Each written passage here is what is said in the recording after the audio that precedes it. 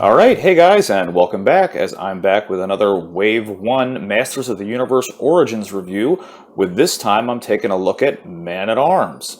Now, sorry these have been a little bit intermittent, to say the least. I'm going to try to get back on a weekly upload schedule so I can get through all of the different figures in all of the waves that I have. I don't have very many of Wave 2. As I get them, I'll do reviews, so it'll kind of bounce around from Wave 1 to Wave 3 to Wave 4, and some of Wave 5, hopefully, as I get them out later on. But anyway, let's get into it. Let's take a look. We have the Origins figure here, the one on the blister pack, and of course the original vintage, which I'll do a side-by-side comparison a little bit later on. Right now, let's take a look at the Origins Man-at-Arms carded example. Alright, so here we have the Wave 1 2020 Man-at-Arms Masters of the Universe Origins blister example that we're going to take a look at. Now, of course, just like every other one in the Wave 1 series and in all of the series so far, we have the New for 20 logo up in the corner. We have the fantastic Masters of the Universe logo with Man-at-Arms, Heroic Master of Weapons, and that nice, bold, white font that really calls out the character name and description. We have the Starburst here in the upper right-hand corner, modern posing, retro play, because that is kind of the quote-unquote action feature for a lot of these figures, because a lot of them don't have really an action feature per se. They don't have the power punch or like other spring-loaded features that other figures used to have back in the day, you know, in the 80s and stuff like that. You have the fantastic coloring with the blue night sky, the red bursting rocks behind the figure, Mattel logo down in the bottom right corner. I think these carded examples look great. I always try to get two whenever I pick them up, so I have one to keep on card, one to open up, because they just look so fantastic. And seeing as collecting vintage ones on card is so unbelievably expensive, this to me is kind of like a substitute to where I can at least look at something similar on card and at least reminds me of it. So they're really great to put in your collection and display for carded examples at a really cheap price. So let's get a closer look here at the rest of the blister package. Of course, we have Man-at-Arms here in the front. He has the Beast Barrage comic in the back, along with his accessories behind him.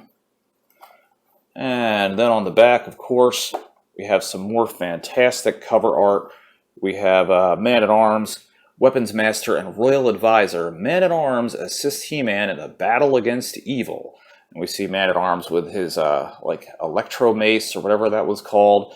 He's got his little stun blaster on his wrist. Includes comic book, and you can see like a pterodactyl up there. He's fighting out in like the like the no man's land around Snake Mountain. And this I didn't realize before, that actually looks like the land shark, which that was a neat little hidden call out I never noticed before. I'm pretty sure that's the land shark that's attacking him. So that was a little Easter egg that they dropped for us all the way back in Wave 1. And then of course this is the six-back card, meaning that you have the original two, He-Man and Skeletor, and the other four that came out in that wave, being Teela, Man-at-Arms, Evil Lyn, and Beastman. Where you would have seen the action feature, it just shows you to fit his mace into his hand there, and then twist into powerful battle positions and poses, which is kind of cool, although it's a shame, like I said, you have to give up that power punch. I really think that they could probably implement that into the figures, but it probably would drive the cost up considerably. And like I said before, this is the same comic that you would have gotten with all of the Wave 1 figures. This is the Beast Barrage mini comic. Generally, with each new wave, there's only one mini comic released. They are really nice. They have a little short story explaining all the characters and getting into little adventures and stuff like that. So they're not as long as the old ones, but they are really cool, and it's nice to see that these are coming out alongside with the figures. Alright, so now let's go ahead and we'll take a look at the Man-at-Arms out of the blister card. Alright, so here we have Man-at-Arms outside of the card of the blister pack. So let's take a look at everything you would have gotten with him and see how he stacks up.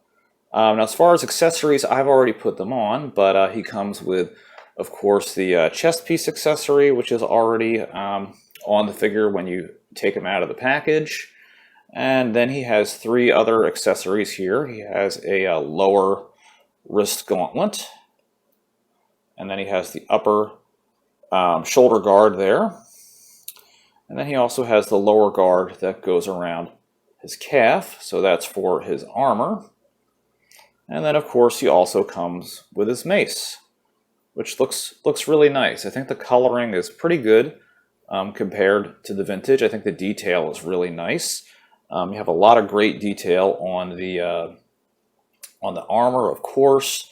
The head is on a pivot. One thing you'll notice different about this that is very true to the Filmation cartoon, but not so much the figure, is this version of Man-at-Arms. He does have a mustache, which I really like a lot. I think that looks cool.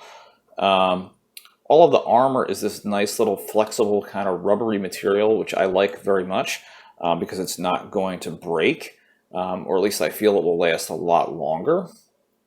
And then it connects on the back just the way that you would have with the vintage ones, how it has the multiple clips, and then it clips in the back. The color is a little bit lighter. It is a lighter green than the vintage, but I think it still looks appropriate. I think it still looks nice.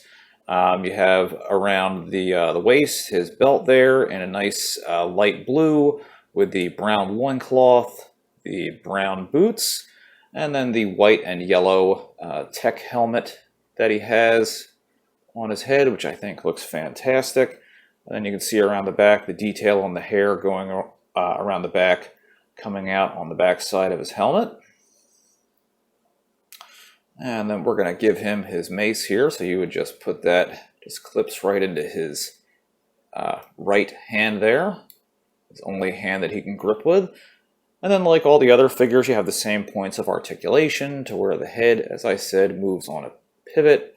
And then you have the arms, which have 3 points of articulation to where they move up and down on a nice little joint there. His armor does tend to kind of pop off though as you're doing that. That is the one thing I will say. I don't feel the clips are very secure when you're trying to actually play with the figure. They just don't stay on when you're moving. Like the chest and the leg do, but like if you go to move the arm, they just seem to want to slide off, which isn't a big deal because I usually just kind of set them up and pose them. But just one little thing to point out there. And actually we'll do this side. It's a little easier so stuff won't fall off as much. You have the wrist that moves on a pivot as well. And the parts are all interchangeable. So you can remove the head, you can remove the arms, you can build your own customs with these figures. The legs move from side to side and back and forward. These guys do stand up nice and straight, and they also will stand in kind of like that hunched vintage pose. So they stand a little bit higher when they're fully extended, a little bit shorter in that hunched down pose. You have the knees, which pivot here, pivots at the ankle, the shin, and there we are. So you have about, let's see, 1, 2, oh, and then also at the waist, sorry, of course, obviously, but no power punch. So you have 1, 2, 3, 4, 5, 6, 7. Now you have 8 points of articulation, which is pretty nice. That's pretty standard for most figures nowadays. And overall, I think that this figure looks really great. This is one of my favorites so far in the series. Aside from the little minor complaint with the armor slipping, I really think that the coloration, the face, this isn't something that I've heard any complaints about, where people complained about He-Man a lot, how the face looked really weird. Everything on this looks very good. I mean, I from a distance, you'd really be hard-pressed to tell that this was different from the vintage, aside from the color and where you can see the joints. So I think it's really well done. So now let's go and take a look at a side-by-side comparison with the Origins Man-at-Arms and the Vintage. Alright, so here we have the Origins Man-at-Arms, and then we have the Vintage. So let's take a look at the Vintage, and then we can see all the differences in comparison to the newer Origins Man-at-Arms. I think as a side-by-side comparison with the chest armor, looks very similar in detail. I don't notice a lot of differences in the detail. On the side armor as well, It's really the same type of mold, just using a new different plastic, the 3 dots. Everything seems to be right where it should be. On the leg guard, that also seems very similar. I don't really notice a difference there. Of course, one of the major differences that you'll notice, the face is a little bit different as to where this one, the eyebrows are much bushier, the eyes are a lot darker. He also has a mustache as to where this one does not have a mustache, and the helmet seems a little more molded and rounded. Oop. He doesn't have the best leg bands anymore. Well, that one seems to jut out just a bit, but it's not a huge problem. There we are. And aside from that, the only other major difference really is the color, as to where I think it's hard to say. I think this brown's a little bit darker on him than on this one. And then, of course, the green is much darker. And the boots seem to be a little bit darker, but not too much difference there. Of course, one of the major differences is that Man-at-Arms and most of these figures, you know, they have the power punch there, which of course none of the new ones have to date, which is a real shame. And I understand they're going for realism in the figures, but I just hate that they have to leave that out. I really don't see why. And as far as his weapon goes with the mace, let's take a side-by-side look at the mace here. Come on, Man-at-Arms, stand up for me. You can do it, bud. All right. And let's see. So they're pretty much the exact same size. The little dots on the side are a little bit smaller. This actually has a little bit nicer detailed, where you have a little switch on the side right there. This has it, but you can barely see it. Other than that, they're pretty much identical. I mean, aside from the massive color difference, but really nicely done, I think. That's one thing I think you have to take into consideration with this new wave of toys, is it's not that I don't think they did anything wrong with coloring or stuff like that. It's just, you have to look at it as a new reimagining of the figures. And you can see that they're picking up a lot of the same vintage elements in the figures, and it's just, you know, they're putting a new spin on it. It doesn't mean that it's necessarily done wrong.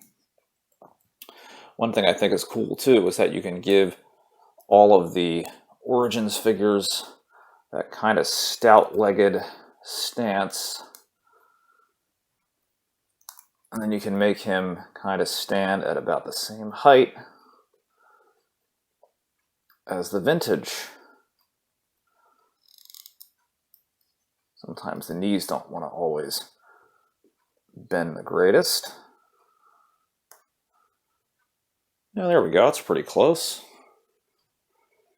And then you can kind of get an idea for the height. And they stand pretty much the same height. So overall, you know, I think that they look really good. I think that the new Man-at-Arms, well, I gotta say I do like the vintage one better. I like this color of green a lot better than this dark green. That's good on Mossman, but I think Man-at-Arms should have this. I really like that shade of green a lot better. So I think they look really great, and I think this new Man-at-Arms really looks good. Well, alright guys, that is going to do it for this Wave 1 Masters of the Universe Origins Man-at-Arms figure review and side-by-side comparison with the vintage 1982 Man-at-Arms. Like I said, I think there are some noticeable differences, but I do think it's a really great looking figure, and one, if you're a big Masters of the Universe fan, I totally think you should add it to your collection. Well, anyway, guys, that's going to do it for this installment, and I'll see you back here next time for another Masters of the Universe Origins review. Take care. Hey guys, if you liked the video that you just watched, don't forget to hit that subscribe button down below, and you can follow me at Facebook at King of Retro or Twitter at #8ByteBrian. See you next time.